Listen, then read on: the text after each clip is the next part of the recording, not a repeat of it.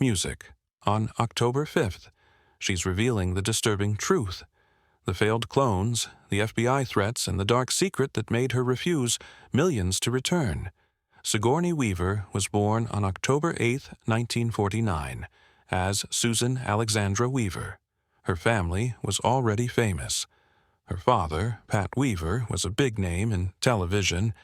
She created The Today Show and The Tonight Show, which changed TV forever. Her mother, Elizabeth Inglis, was an actress who starred in The 39 Steps, 1935, but later gave up acting to raise her family. Sigourney also had famous relatives. Her uncle Doodles Weaver was a comedian, and her godfather was Steve Allen, the first host of The Tonight Show. Even with all this, Sigourney didn't feel like she belonged.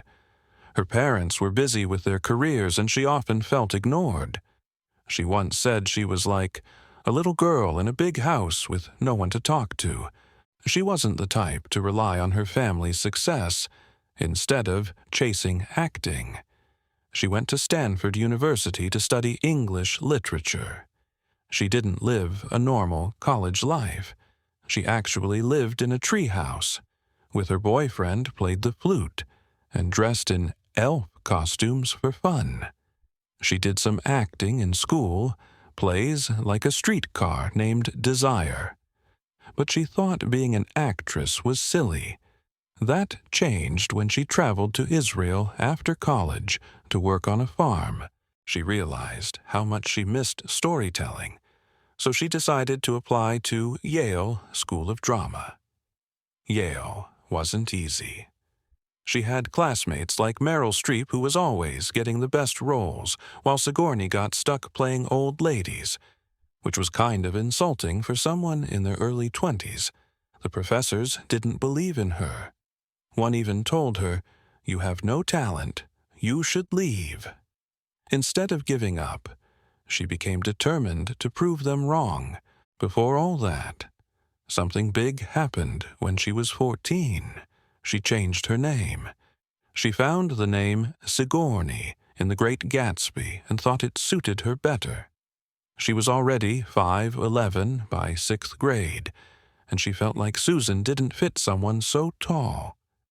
People made fun of her height, calling her the giant spider. But changing her name made her feel stronger. Later, that unique name helped her in Hollywood. Some casting directors thought Sigourney was a man's name and were surprised when she showed up. That actually helped her get noticed at Yale. Things started turning around when she met Christopher Durang, a fellow student who also felt like an outsider. They started working together on strange experimental plays. In one play, Titanic, 1976, she played a woman who kept live animals inside her body. It was bizarre, but it showed that she could mix weirdness and emotion at the same time. Then they created Das Lusitania Songspiel, a wild play that mocked war and capitalism. Sigourney played a sex worker smashing champagne bottles while singing about money. Critics thought it was insane, but it got the attention of Warren Beatty, who called it punk theater. When she had to do her final performance at Yale, instead of a serious monologue, she did a piece about a woman seducing a refrigerator. The professors failed her, but Durang secretly gave the script to some agents, and that led to her first off-Broadway role. Before Alien, she was part of New York's weird theater scene. She and Durang kept working together, pushing the limits of what people expected from plays. In Das Lusitania Songspiel, they added a hedgehog puppet that symbolized capitalism, a version of Romeo and Juliet where the lovers shouted Marxist slogans, and a scene where Sigourney dressed as the Titanic and sank while singing.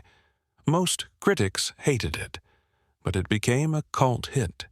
That's when Mike Nichols, a famous director, saw her and later cast her in a Broadway play. Her first film role wasn't anything special.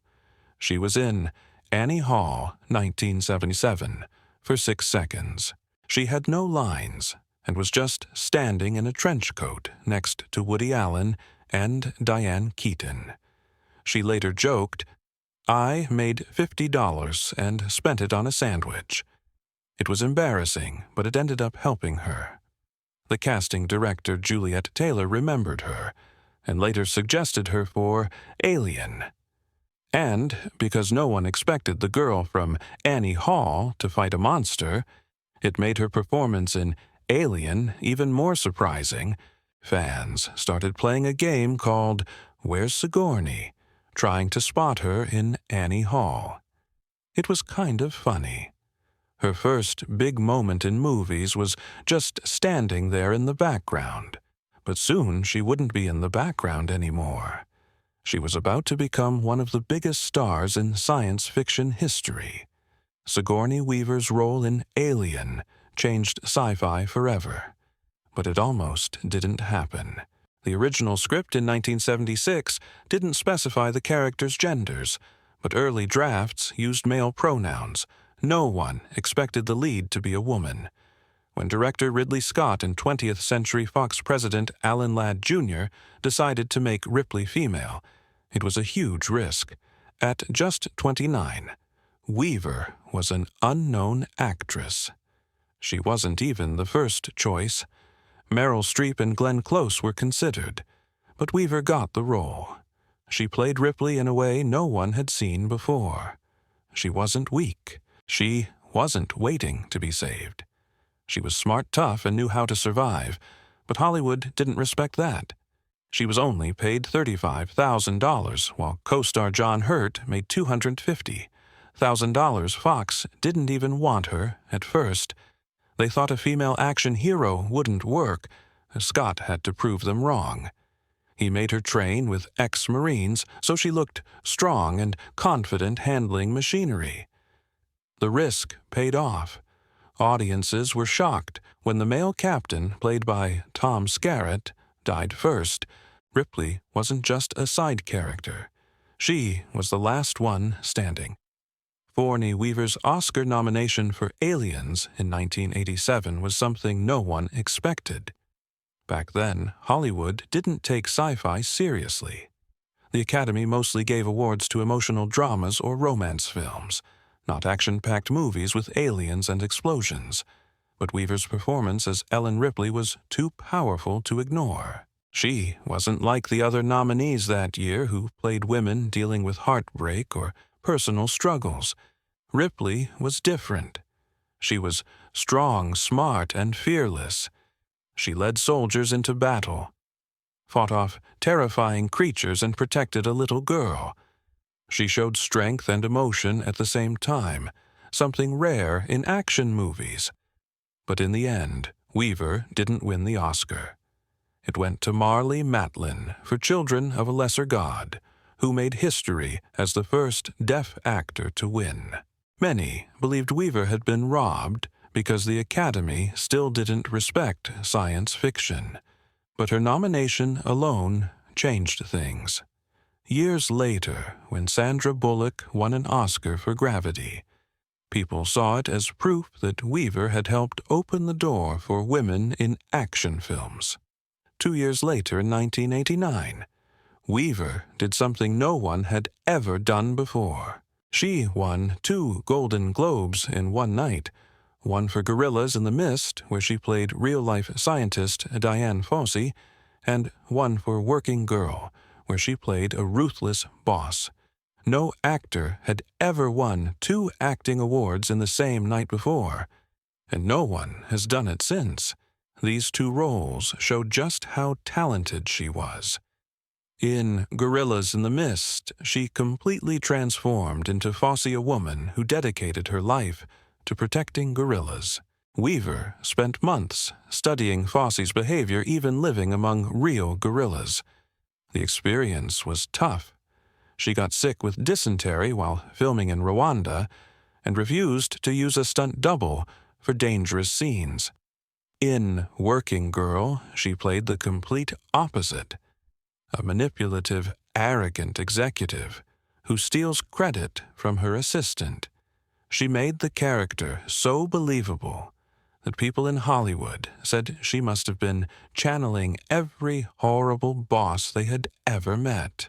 Winning those 2 awards in one night proved she could do anything, but Weaver just laughed about it later, saying, "I think the voters got confused and checked my name twice." Even after all this success, she didn't want to get stuck to playing the same kind of role over and over.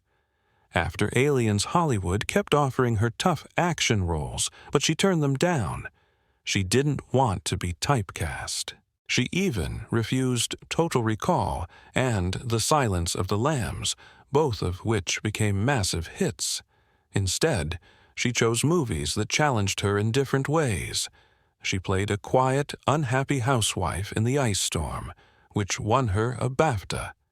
She took on a dark, emotional role in Death and the Maiden, playing a woman confronting her former torturer.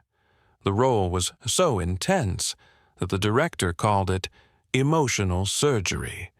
And even when she wasn't on screen, she still made an impact.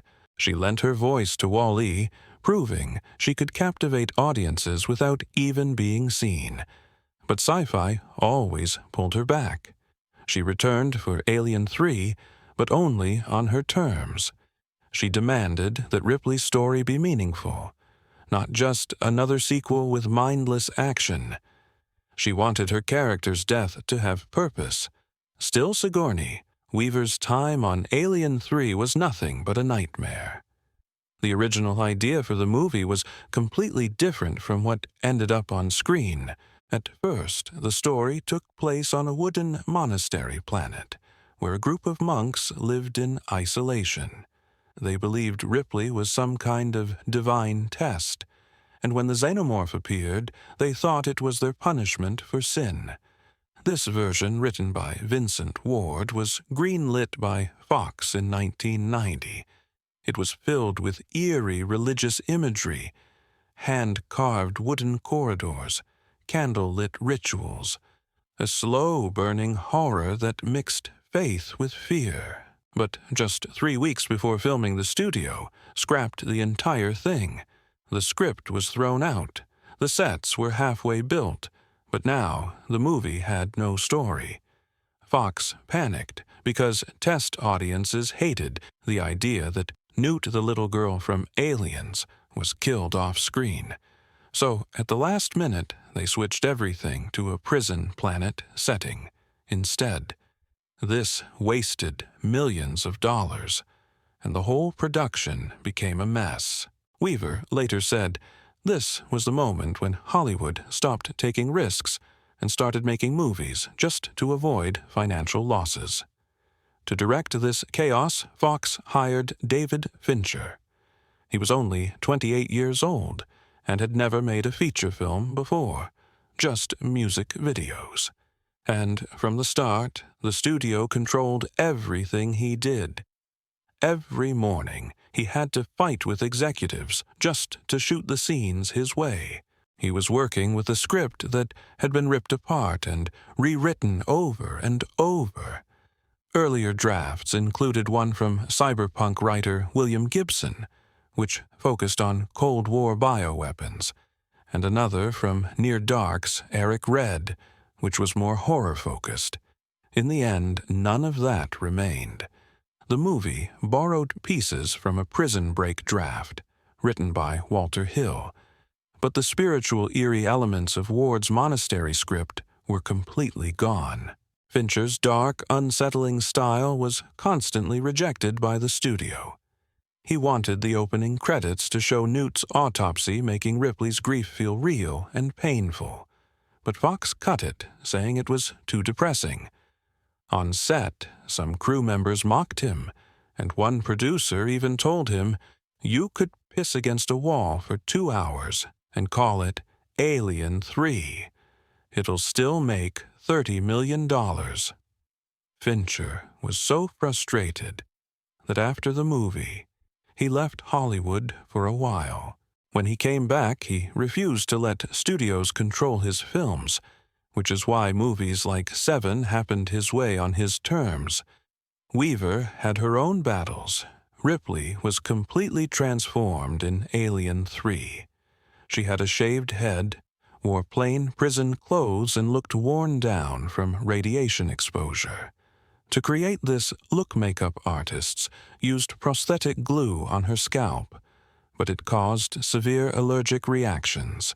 She broke out in painful rashes, and they had to switch to medical-grade glue, which still delayed filming. Even shaving her head became a fight. Fincher wanted it real, but Fox wanted a wig, because they thought audiences wouldn't find her attractive enough. Weaver refused. She later said Ripley wasn't there to be desirable. She was there to survive. Fox didn't like this. In retaliation, they removed her co-producer credit from early trailers and even promoted the movie with the tagline, "The bitch is back." Weaver was furious, calling it insulting and cheap. She had pushed hard to have a say in the movie. After Aliens, she was powerful enough to demand script approval. When the studio killed off Newt and Hicks, she insisted that Ripley had to die too. Otherwise, it would feel pointless. But the endless rewrites drained her. She later admitted the whole thing made her feel exhausted and defeated. This experience also showed her how Hollywood treated women. Male executives called her hysterical for having creative input. Crew members didn't like taking orders from a woman. She even thought about quitting acting because of it. But despite everything, she still defended Fincher.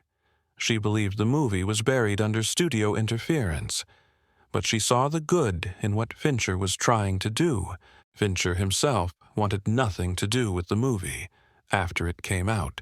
He called it a nightmare and said, "No one hates it more than me." When Fox released a longer cut of the film in 2003, restoring 30 minutes of deleted footage, he refused to be involved. The scene he hated most was Ripley's death. Originally, she was supposed to sacrifice herself by jumping into molten lead, but at the last second, Fox forced a change, making the xenomorph burst from her chest as she fell. Fincher thought it was stupid and unnecessary, just a way to copy Terminator 2's famous ending. Weaver, on the other hand, still has mixed feelings. She knows the movie is flawed, but she also thinks it was bold. She respects Fincher for not making it safe. Killing Newt was a huge risk, but she felt it made Ripley's grief more real. Over time, the film has gained a cult following.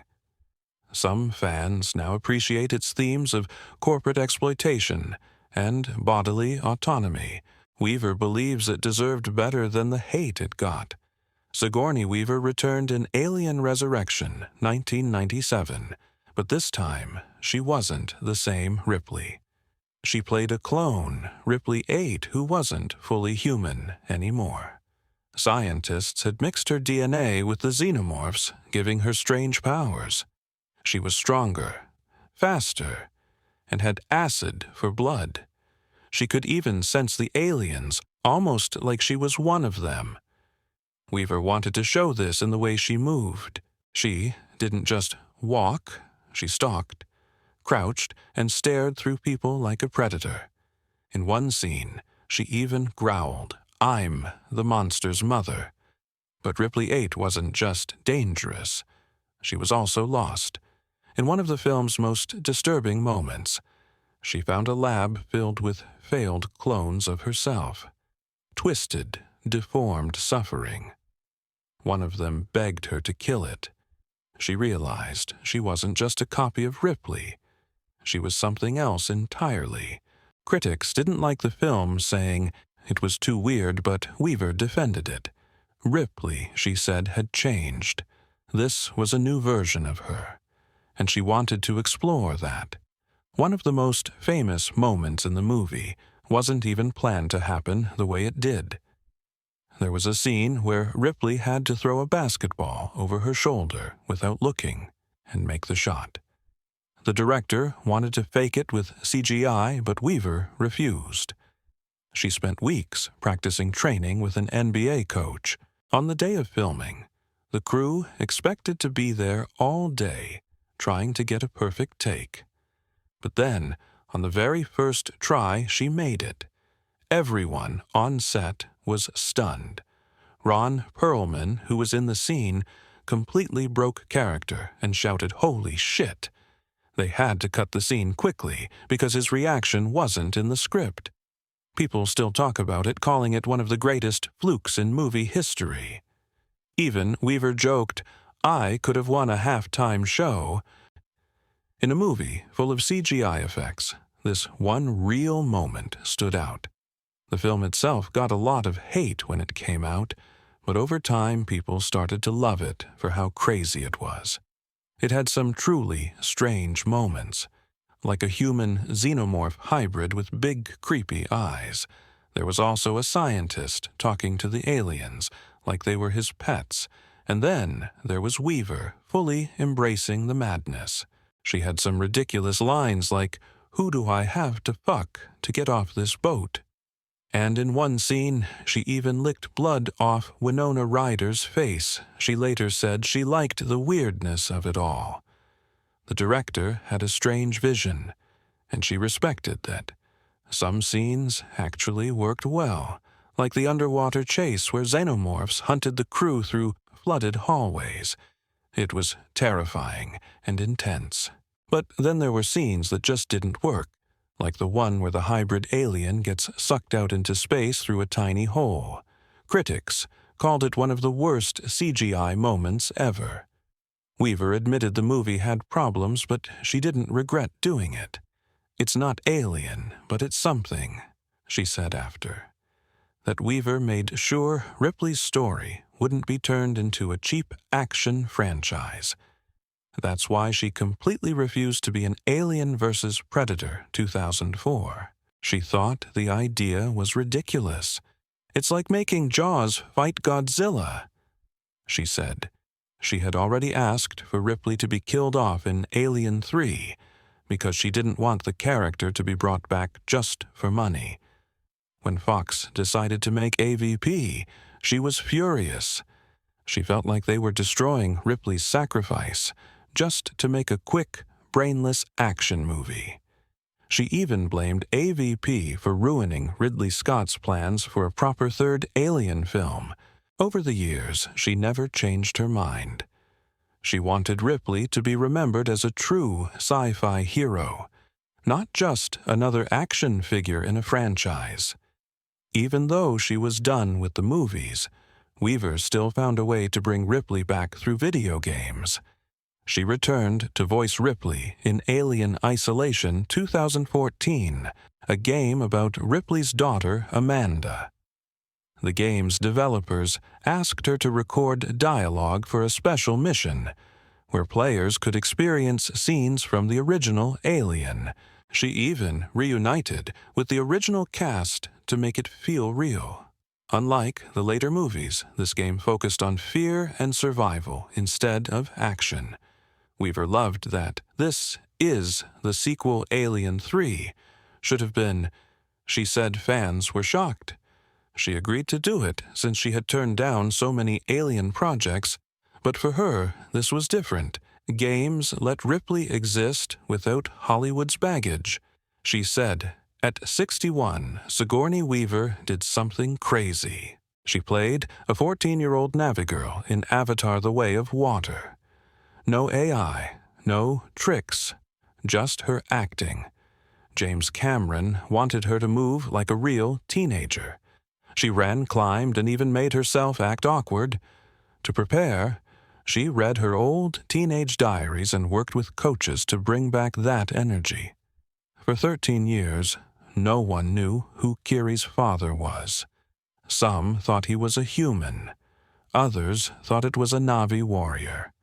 Some even believed Pandora's goddess Awa played a part. Weaver added her own touch.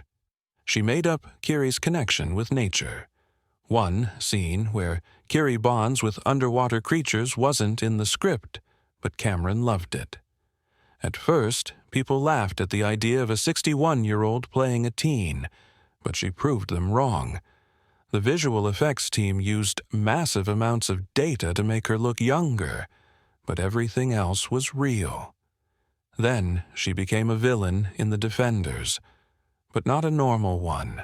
Alexandra Reed wasn't trying to rule the world. She was just trying to survive. She had lived 500 years by stealing organs. Weaver told the writers to make her different, instead of magic. She wanted Alexandra to be smart and powerful in a quiet way. Her most chilling scene, she poisoned someone's tea, and it felt like something out of Shakespeare Marvel didn't want her to die so soon in the show. But she insisted. Later, leaked emails showed Kevin Feige wished he had used her in Eternals. In 2013, she returned to Broadway after 20 years. She played a washed-up actress in Vanya and Sonia and Masha and Spike. The role was chaotic. One night, she tripped over a rug so hard she broke David Hyde Pierce's rib. She did all her own stunts even when her costumes kept messing up. One time, she got stuck in a wig net on stage. People loved how wild she was. Once, she went off script for 7 minutes, ranting about 1980s soap operas. The playwright added it to the show. The budget almost collapsed because she demanded real vodka on stage. Her craziest moment. She secretly performed a matinee while sick with COVID-19. Later, she said she just channeled Masha's madness and kept going. Galaxy Quest. Let Weaver make fun of her sci-fi legacy. She played Gwen DeMarco, a character who mocked the ridiculous roles women got in space movies. One scene where Gwen complains about the ship's random death traps. Weaver's idea. She got the idea after thinking about all the dumb plot holes in Alien 3. She also improvised a line when running from a rock monster, but it almost got the movie an R rating. Behind the scenes, the screenwriter fed her insults through an earpiece to make her as angry as Ripley. Her costume became a joke. She kept accidentally ripping her sleeves to mock how impractical sci-fi outfits were. The weirdest part, the By-Grab Thar's hammer chant, came from an old SNL sketch about one of Weaver's failed Broadway plays. In Ghostbusters Afterlife, Weaver's 37-second cameo was more important than people realized. Her scene with Bill Murray wasn't just for fun. It hinted that Dana Barrett was secretly funding the Ghostbusters' return. Cut dialogue even revealed she helped rebuild Phoebe's proton pack. During filming, she changed a line to hint that Dana might have psychic powers. She refused aging makeup, saying Dana survived Gozer. She's earned her wrinkles. The original plan, she was supposed to fight Zool, but Weaver refused, saying Dana should be the one person who stays calm in all the chaos. Sigourney. Weaver and Jim Simpson have been married for 40 years, which is rare in Hollywood. They met in 1983 at a theater festival where he was bartending. She was dating someone else at the time, but later invited him to a party. He stayed to help clean up, and that small moment led to their first date. 3 months later, on October 1st, 1984, they got married. She called it a leap of faith. They had a daughter, Charlotte, in 1990. Charlotte, or Char, is non-binary and works as a professor at Columbia University, focusing on AI and digital storytelling. Weaver struggled with balancing motherhood and her career, while filming Avatar Char was applying to colleges, and she said it almost killed her. Despite being a huge star, she chose a quiet life in New York, spending time hiking and staying away from Hollywood drama. Weaver faced struggles early in her career. At 6 feet tall, she was often rejected for roles because she was taller than male actors. She even joked about painting shoes on her feet to look shorter. Her daughter didn't care much about her fame either. When someone mentioned alien, Char brushed it off, saying, "That goes in the little box of things I don't need to know." Weaver has always spoken up about issues she cares about. She works with the American Heart Association to raise awareness about heart disease, reminding women it kills more people than all cancers combined. She also supports abortion rights. In Call Jane, 2022, she played a woman in an underground abortion network and said the film's message is more important than ever. She has also spent over 30 years fighting for gorilla conservation after starring in Gorillas in the Mist, 1988. She leads the Dian Fossey Gorilla Fund and has won awards for her work. She has taken bold stands even when unpopular. In 2025, climate activists interrupted her play, The Tempest. The audience booed them, but Weaver supported them, saying their message fit the play's theme. Weaver hasn't made a big public fight about her own pay, but she helped pave the way for women in action movies. Her role as Ripley and Alien proved that women could lead big-budget films. Paula Davis once pointed out that white actresses like Weaver earn far more than black actresses, saying, "I get a tenth of what they do." Weaver was only paid $30,000 for Alien, but later in her career, especially with Avatar, she earned much more. She has also supported other women in Hollywood, backing projects like Prayers for Bobby, which focused on LGBTQ+ issues, and helping actresses like Elizabeth Banks in Call Jane.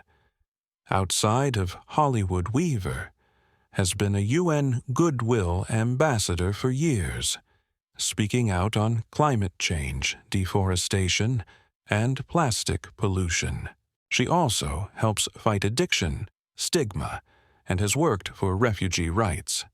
During COVID-19, she even turned her New York apartment into a meeting space for climate activists like Greta Thunberg.